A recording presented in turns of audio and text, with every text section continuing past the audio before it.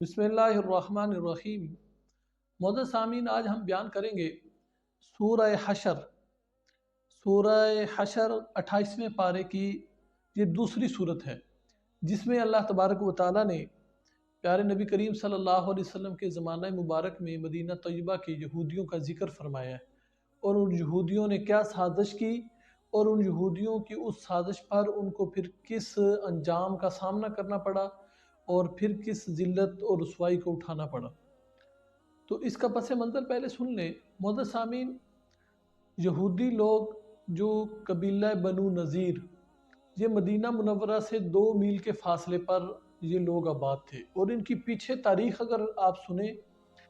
تو یہ حضرت ہارون علیہ السلام کی اولاد میں قبیلہ بنو نذیر، یہ یہودی لوگ حضرت ہارون علیہ السلام کی اولاد میں سے تھے، اور یہ ملک شام میں رہتے تھے۔ ملک شام میں یہ رہتے تھے، اور ان کی کتابوں میں تورات میں اللہ کے پیارے نبی صلی اللہ علیہ وسلم کا ذکر مبارک بیان اللہ نے فرمایا تھا۔ اب انہوں نے وہاں یہ ذکر پڑھا تھا، اور وہاں یہ بھی بیان ہوا تھا کہ وہ یثرب کی زمین پر، سرزمین پر، کھجوروں والی سرزمین پر پیارے نبی صلی اللہ علیہ وسلم تشریف لائیں گے ہجرت کر کے۔ تو یہ لوگ ملک شام سے مدینہ منورہ میں آ کر بسے ہی اس غرض سے تھے کہ پیارے نبی صلی اللہ علیہ وسلم یہاں آئیں گے، ہم ان کے پیروکار بنیں گے، نبوت جب وہ اعلان فرمائیں گے۔ دیکھ لیں کیسی ان کی نیت تھی۔ یہ لوگ پھر وہاں سے ہجرت کر کے شام سے یہ لوگ آ گئے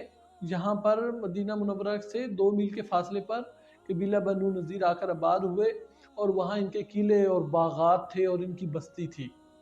قبیلہ بنو نذیر کی۔ معزز سامعین، لیکن ہوا یہ کہ جب پیارے نبی صلی اللہ علیہ وسلم کو اللہ نے نبوت عطا فرما دی، تو صرف اس حسد کی وجہ سے یہ اسلام نہ قبول کیا اور پیارے نبی پر ایمان نہ لائے، کہ ان کو یہ خیال تھا کہ پیارے نبی جو آخری نبی آئیں گے وہ ہم میں سے ہوں گے، یعنی حضرت جو ہے حضرت اسحاق علیہ السلام کی جو اولاد ہے بنی اسرائیل میں سے ہوں گے۔ لیکن اللہ کا منظور یہ تھا کہ آخری نبی حضرت اسماعیل علیہ السلام کی اولاد میں ہوں گے، تو بنی اسماعیل میں سے ہوئے پیارے نبی صلی اللہ علیہ وسلم۔ صرف اس حسد کی وجہ سے یہ لوگ ایمان نہ لائے، اور انہوں نے اسلام کے خلاف پھر سازشیں شروع کر دیں۔ تو اب جب پیارے نبی مکہ سے مدینہ ہجرت کر کے تشریف لائے، تو پیارے نبی صلی اللہ علیہ وسلم نے انتظامی طور پر کیا کیا، مدینہ منورہ میں اور دائیں بائیں جتنے بھی یہودی تھے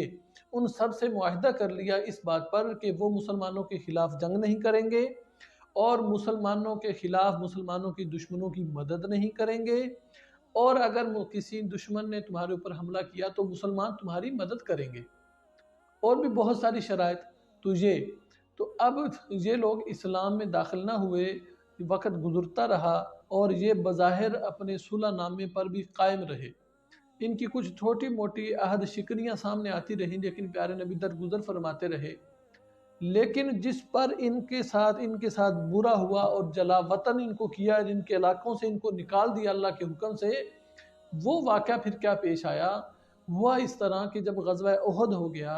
غزوہ بدر میں مشرکین مکہ اور بڑے بڑے سردار مارے گئے، اور پھر غزوہ احد ہوا، اور غزوہ احد کے بعد پھر ان کا جو سردار تھا کعب ابن اشرف، ان قبیلہ بنو نذیر کا، وہ جاتا ہے 40 یہودیوں کو لے کر مکہ مکرمہ، اور مکہ مکرمہ میں جا کر ان سے اس بات پر یہ معاہدہ کرتا ہے، اور اس بات پر ان کی میٹنگ ہوتی ہے کہ ہم مل کر مسلمانوں کا خاتمہ کریں گے۔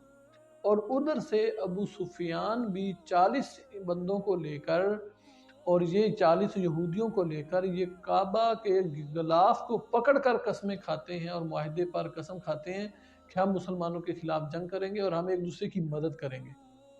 کعب ابن اشرف واپس آ جاتا ہے یہ معاہدہ کر کے، اور پیارے نبی صلی اللہ علیہ وسلم کو اللہ تعالیٰ حضرت جبرائیل علیہ السلام کے ذریعے سے یہ ساری بات بتا دیتے ہیں کہ اس طرح کعب ابن اشرف وہاں گیا،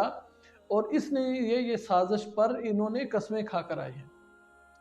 پیارے نبی صلی اللہ علیہ وسلم نے کعب ابن اشرف کو قتل کرنے کا حکم نامہ جاری فرما دیا، تو محمد بن مسلمہ صحابی رضی اللہ عنہ نے جا کر کعب ابن اشرف کو قتل کر دیا۔ اب اس سے آگے کیا ہوا کہ ایک موقع پر پیارے نبی صلی اللہ علیہ وسلم نے کسی مسلمان سے کوئی کافر قتل ہو گئے، اس معاملے میں پیارے نبی صلی اللہ علیہ وسلم نے دیت جو ادا کرنی تھی، وہ دیت کے معاملے میں یہ چونکہ صلح نامے میں یہ بھی شریک تھے، لہذا ان سے بھی دیت مانگی۔ اب یہ وہ واقعہ بیان کر رہا ہوں جو آخر میں یہاں اللہ کے نے بیان فرمایا ہے۔ تو انہوں نے پیارے نبی صلی اللہ علیہ وسلم کو پیغام بھیجا، ان یہودیوں نے، قبیلہ بنو نذیر نے، کہ آپ ہمارے ہاں تشریف لے آئیں، ہم دیت جمع کر کے آپ کو ادا کرتے ہیں۔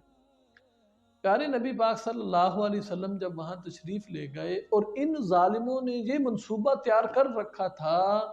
کہ نعوذ باللہ نبی صلی اللہ علیہ وسلم جب ہمارے پاس آئیں گے تو ہم ان کو فلاں جگہ پر بٹھائیں گے، اور ایک بندے کو مقرر کر دیا کہ وہ اوپر چھت پر چڑھ جائے اور وہ بھاری چٹان نبی صلی اللہ علیہ وسلم کے اوپر پھینک دے، نعوذ باللہ، جس سے پیارے نبی نعوذ باللہ قتل ہو جائیں۔ انہوں نے یہ منصوبہ تیار کر لیا۔ پیارے نبی کریم صلی اللہ علیہ وسلم وہاں تشریف لے گئے، انہوں نے بٹھایا اور فرمایا کہ آپ یہاں بیٹھیں، ہم دیت آپ کو ادا کرتے ہیں، ہم جمع کرتے ہیں۔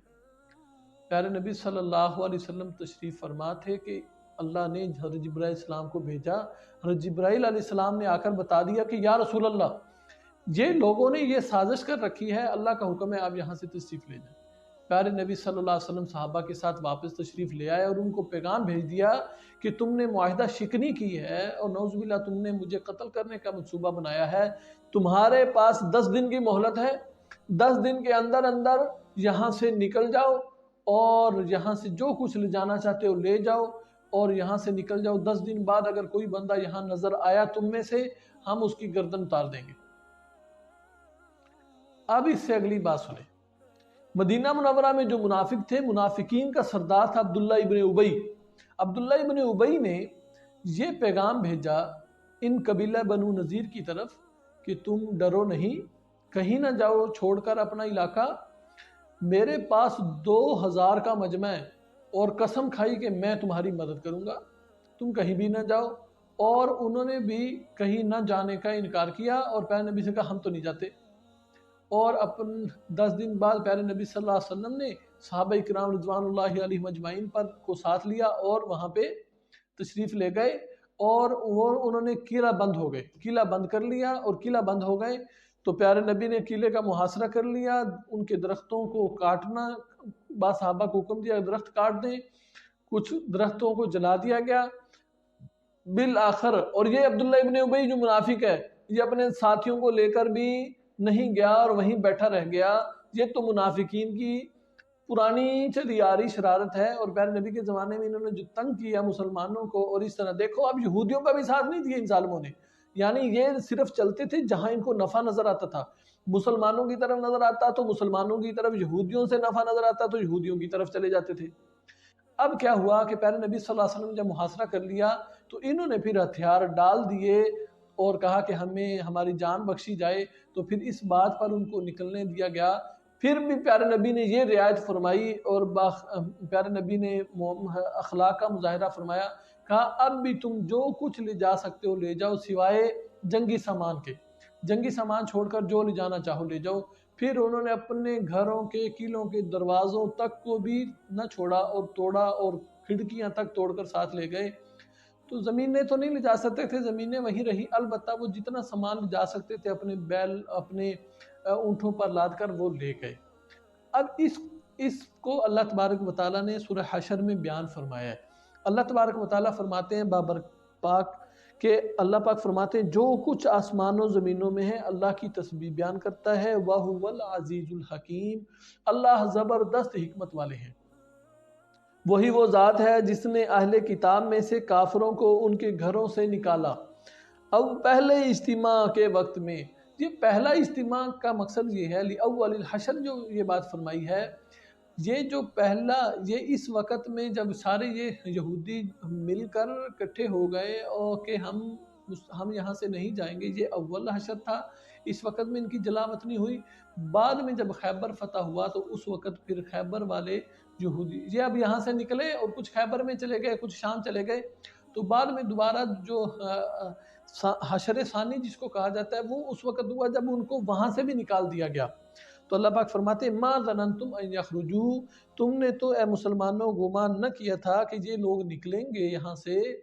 کہ یہ بڑے طاقتور ہیں یہاں سے نہیں جائیں گے۔ وَظَنُّوا، اور انہوں نے بھی یہ گمان کر رکھا تھا یہودیوں نے کہ ان کا قلعہ ان کو حفاظت کر لے گا، ان کے قلعے ان کو بچا لیں گے اللہ سے۔ فَأَتَاهُمُ اللَّهُ مِنْ حَيْثُ لَمْ يَحْتَسِبُوا، پر سو ایسا ہوا کیا کہ اللہ نے ایسی جگہ سے آئے اللہ پاک کہ جہاں سے ان کو گمان بھی نہ تھا۔ وَقَذَفَ فِي قُلُوبِهِمُ الرُّعْبَ، اللہ نے ان کے دلوں میں مسلمانوں کا رعب ڈال دیا کہ وہ اپنے ہاتھوں سے اپنے گھروں کو برباد کر رہے تھے اور مومنین کے ہاتھوں سے۔ فَاعْتَبِرُوا يَا أُولِي الْأَبْصَارِ، اے آنکھوں والو، اے بنائیوں والو، اس سے عبرت حاصل کرو۔ اگر اللہ تعالیٰ نے ان پر جلا وطنی نہ لکھ دی ہوتی، نہ مقدر کر دی ہوتی، تو اللہ ان کو دنیا میں ہی عذاب دیتے۔ اللہ نے ان کے نصیب میں لکھ دیا تھا کہ یہ لوگ جلا وطن ہوں گے، ورنہ مسلمانوں کے ہاتھوں اللہ ان کو دنیا میں ہی عذاب دیتا، جیسے غزوہ بدر میں کافروں کے ساتھ ہوا۔ وَلَهُمْ فِي الْآخِرَةِ عَذَابُ النَّارِ، اور ان یہودیوں کے لیے آخرت میں دردناک جہنم کا عذاب ہے۔ ذَلِكَ بِأَنَّهُمْ، یہ کیوں ہوا؟ اس کی وجہ یہ ہے کہ انہوں نے اللہ کی مخالفت کی اور اللہ کے رسول کی مخالفت کی۔ جو اللہ کی مخالفت کرتا ہے بے شک اللہ تعالیٰ سخت عذاب دینے والے ہیں۔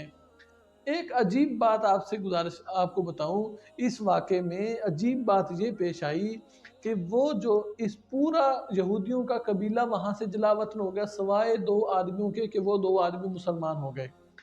وہ 2 آدمی مسلمان جو ہوئے، حیرت کی بات ہے، اللہ جس کو چاہیں ہدایت عطا فرما دیں، کہ وہ جو پیارے، آپ کو جیسے پہلے میں نے ذکر کیا، پیارے نبی جب وہاں تشریف لے گئے اور انہوں نے ایک بندہ مقرر کر دیا کہ وہ چٹان پتھر پھینکے گا نعوذ باللہ پیارے نبی پر، اس کا نام تھا عمر بن جحاش۔ آپ حیران ہوں گے کہ جب یہ سارے یہودیوں کو وہاں سے جلا وطن کر دیا گیا، نکالا گیا، تو 2 بندے مسلمان ہوئے، اور اس میں سے ایک مسلمان ہونے والا وہی عمر بن جحاش تھا